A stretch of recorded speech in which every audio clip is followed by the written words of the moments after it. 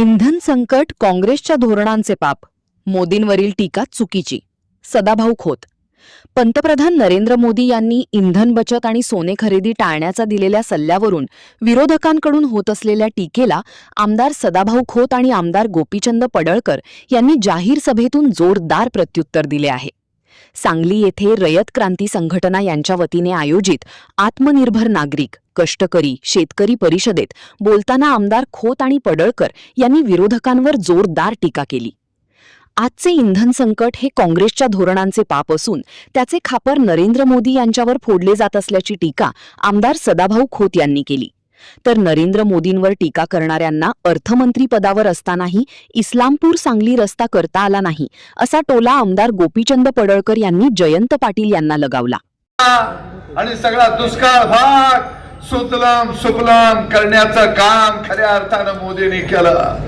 आणि म्हणून मोदींनी काय दिलं ह्याच्यापेक्षा काँग्रेस समर्पित आघाडीला मी विचारतो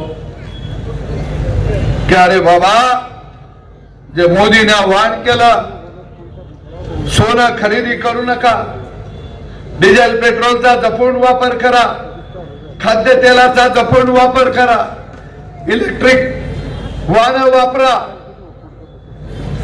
मी या काँग्रेस आघाडीला आणि त्यांच्या मित्र पक्षांना विचारतो, कारण काँग्रेस आघाडी आणि त्यांचे मित्र पक्ष हे सगळी घोबडांची अवलाद आहे.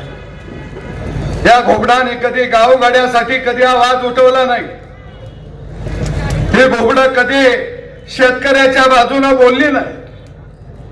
मला या काँग्रेसला आणि त्यांच्या साथीला असणाऱ्या आघाडीला प्रश्न विचारायचा. अरे हो, मोदींना जे आव्हान केलंय त्या आव्हानाला साथ द्यायला महाराष्ट्रातला शेतकरी आता खांद्याला खांदा लावून उभा राहिलेला आहे. कारण आम्हाला याची भीती वाटत नाही. आम्हाला गावगाड्याला याची भीती वाटत नाही. आम्हाला सोन्याची गरज नाही. आम्हाला डिझेल पेट्रोलची गरज नाही. बस आमच्या ट्रॅक्टरला दिलं डिझेल पेट्रोल, आमची शेती सुरू झाली तर आम्ही सगळ्या जगाला खाऊ पिऊ घालतो. अरे आम्हाला याची चिंता नाही. आम्हाला कुठं इंडियामध्ये परदेशामध्ये गावगाड्याला फिरायला जायचं नाही. चिंता कुणाला लागली या? आई खाऊला लागली या? चिंता कुणाला लागली या? ज्यांना सत्ता मिळत नाही त्यांना सत्तेचे घोडे लागलेले आहेत. अरे परदेशामध्ये तुम्हाला फिरायची चिंता असेल तर या जून मध्ये आमच्या शेतावर पेरणी करायला. आता ती हॉर्मुझ नावाची जी समुद्र दुनिया आहे ती बंद पडली मध्ये महिनाभर. मग आपल्या एका देशाचं तेल थांबलं होतं का? नाही आहे. अनेक राष्ट्रांचं तेल तिथं थांबलं होतं. आता जे माननीय मोदी साहेब गेलेले आहेत तिथून समुद्राच्या खालून पाईपलाईन करून भारताचा कायमचा प्रश्न मिटवता येतोय का याच्यावरती विचार सुरू आहे.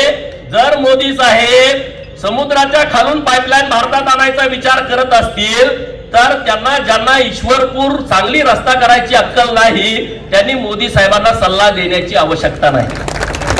ज्यांना साधे खड्डे बुजवता आले नाहीत ते समुद्राच्या खाली कधी जाणार सांगा? जाऊ शकतात का सांगा? विहिरीत उडी मार म्हणलं तर मारायचं नाही, समुद्राच्या खाली कधी जाणार? त्यामुळे हे जे विषय आहेत लोकांची माती भडकवण्याच्या दृष्टिकोनातून त्यांचा जो प्रयत्न सुरू आहे तो प्रयत्न आपल्या सगळ्यांना हाणून पाडायचा आहे. मसाल्याच्या बाबत पण आपण चांगलं